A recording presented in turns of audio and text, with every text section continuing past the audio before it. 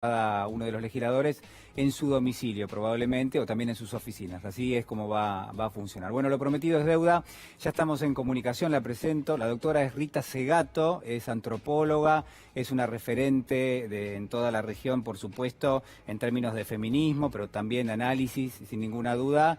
Ya la estamos viendo allí y también, digamos, para redondear un poquito el perfil, es escritora, es también docente universitaria, ha sido autora de numerosísimos libros muy conocidos, es teórica y también es militante del feminismo. Ahora sí, doctora Rita Segato, ¿cómo le va? Muy buenas noches.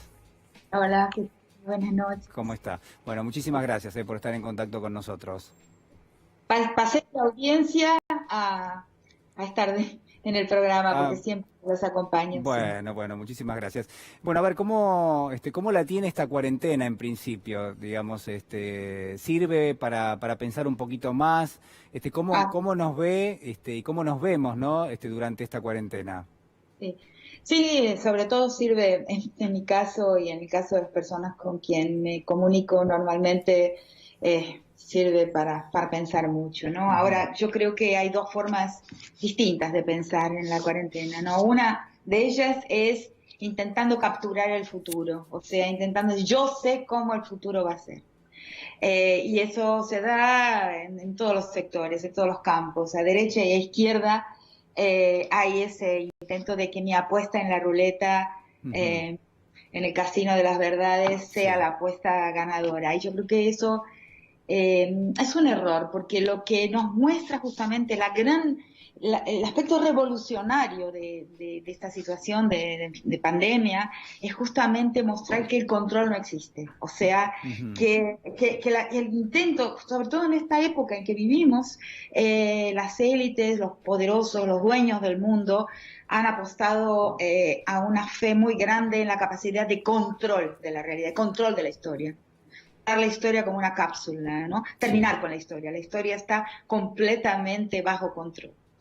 Y este pequeño simpático, peligroso pero simpático bicho gordito está diciendo que la vida está tan poco controlada hoy como lo estuvo en 1340 cuando fue la peste negra en Europa. Y eso ya es para las personas que quieren, digamos, ver la historia en movimiento, que piensan que la historia camina, que la historia tiene brechas de transformación, sin que sepamos exactamente por dónde van esas fisuras, por dónde van esas brechas, pero que existen, que la historia no es una cápsula cerrada, sino que camina y nos sorprende todo el tiempo.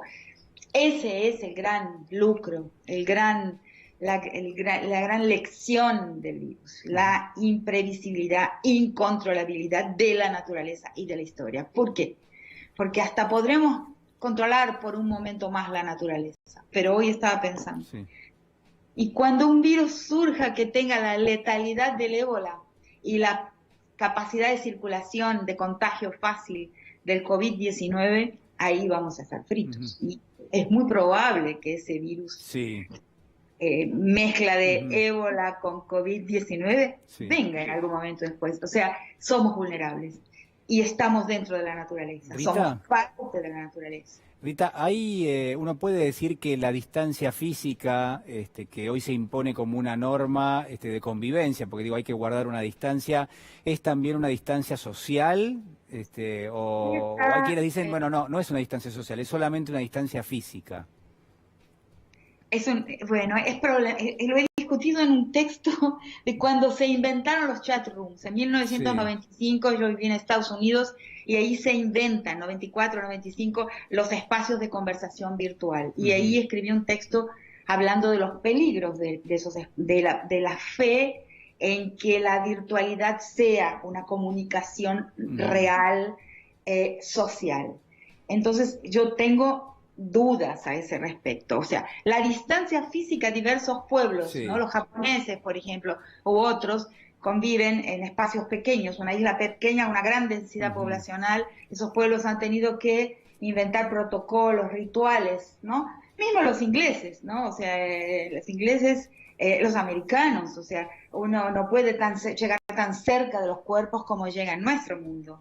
Son distintas, pero hay una copresencia, la materialidad del otro, del físico. La relación no puede ser bidimensional. La relación bidimensional y puramente verbal es absolutamente limitada y conduce a la violencia.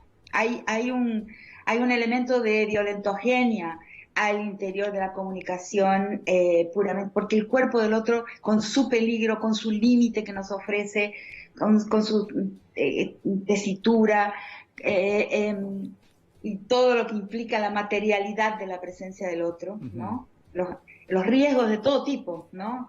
No están presentes. Entonces no hay sociabilidad real. No, la sociabilidad real tiene materialidad. Esa es mi posición. Tenemos ahora la posibilidad de conversar, pero no es una real sociabilidad. Inclusive muchísimos pueblos, pueblos amerindios, ¿no? No son verbales, o sea, los pueblos africanos, los pueblos no occidentales, o sea, muy recientemente se crea una forma de lenguaje que es la forma que los lingüistas llaman de referencial. O sea, yo digo taza es taza, o sea, el lenguaje nombra y nombra con precisión, y nosotros estamos entrenados a usar el lenguaje referencialmente, descriptivamente, o sea, para hablar de cosas.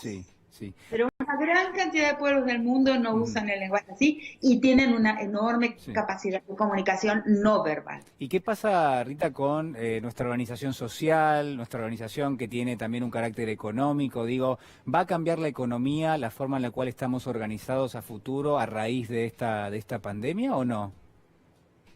Bueno, tenemos que darnos cuenta de ciertas cosas, ¿no? Yo no soy economista, pero yo creo que lo que se percibe es que un grado de cerrazón, de cerramiento de la economía es indispensable. La economía no puede ser plenamente, integralmente globalizada, globalizada.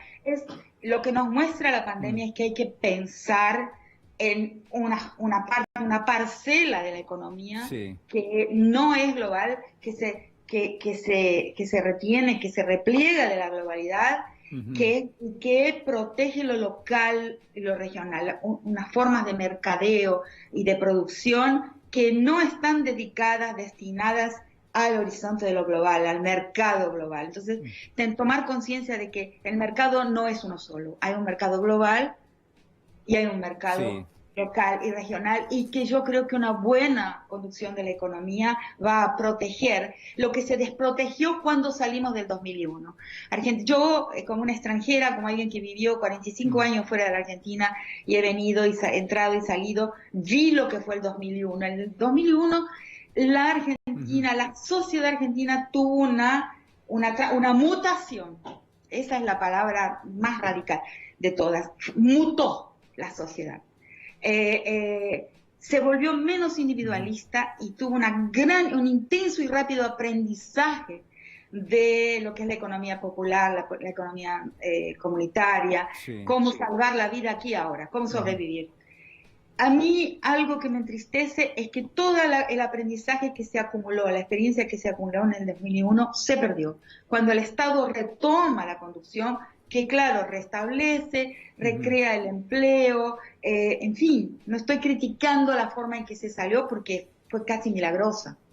La olvidamos muy rápido, fue casi milagrosa la forma en que se salió de aquel momento en que uno veía personas de clase media, veía a alguien igual. Yo llegué a la Argentina y vi a alguien igual que mi padre, igual que mis personas próximas, pidiendo limosna en la calle. Algo impresionante lo que pasó en aquel momento.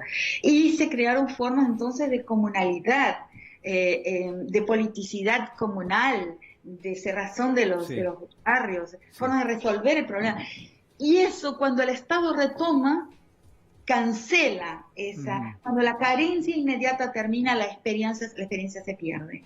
Y ahora tenemos esa gran lección. Tenemos que rememorar y retraer al presente, traer hacia el presente, recuperar y no dejar perder lo que la sociedad argentina aprendió en el 2001.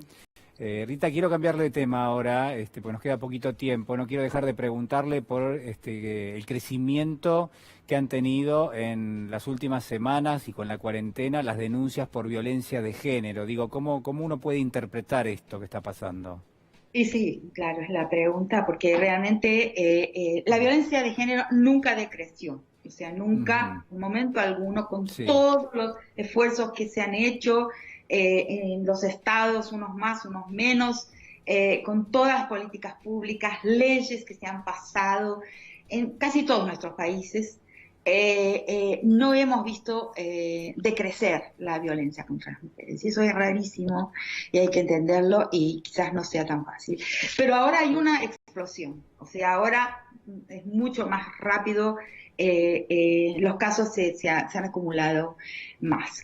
Entonces, ahí yo digo, lo que puedo decir son dos cosas. Una, utilizar mis modelos de comprensión para ese tema y decir, claro, que el hombre cuando encuentra cuando encuentra un freno para sus intereses, deseos, salir, usar sí. su libertad, tener un grado de libertad. Cuando se frustra un poco.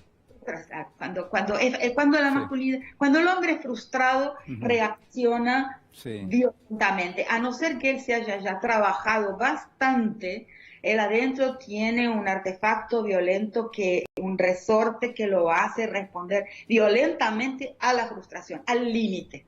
ujú, Claro, y todos estamos muy limitados, quizás los hombres más que las mujeres, porque sus salidas, o sea, ancestralmente, si pensamos en la humanidad, en una historia larga, el hombre es el que sale. O sea, eso puede ser, causar violencia. Además, las personas al estar obligadas a estar juntas, se conocen más, tienen que convivir más con lo que menos les gusta del otro. sí, En fin, debe haber la mujer tiene un poder, va a ejercer un ujú, poder dentro de casa, el hombre se siente desempoderado sí, cuando la mujer se empodera, ujú, o sea, es un sub y baja, es una relación de poder, la relación de género sí, inevitablemente, entonces ese es su espacio, ¿no? En la mayor parte de las mujeres, aunque trabajen afuera, el espacio donde dominan, donde saben cómo deben ser las cosas, donde se guardan los sí, objetos, en fin, entonces ahí es un espacio de ujú, poder femenino, ese espacio el hombre, todo eso lo sabemos y lo podemos decir, pero lo más importante que yo me veo obligada a decirle, a decir acá, a decirte, es que tenemos una situación desconocida. Esta ujú, situación es nueva. Entonces, antes de actuar, sí, o sea, hay dos grados de la acción estatal. Por ejemplo, una es responder para ujú, proteger a posteriori de la existencia de los casos de violencia. Pero lo que hay que hacer es escuchar a la sociedad en una situación que es nueva. O sea, es nuevo. algo podemos adivinar, Sí, pero sí, una escucha y una ujú, investigación, un examen detallado, una escucha de lo que la gente está diciendo, que cómo se está detonando, qué detona la violencia, tenemos que saber más para actuar mejor. Rita Segato, muchísimas gracias por haber tenido este contacto con nosotros.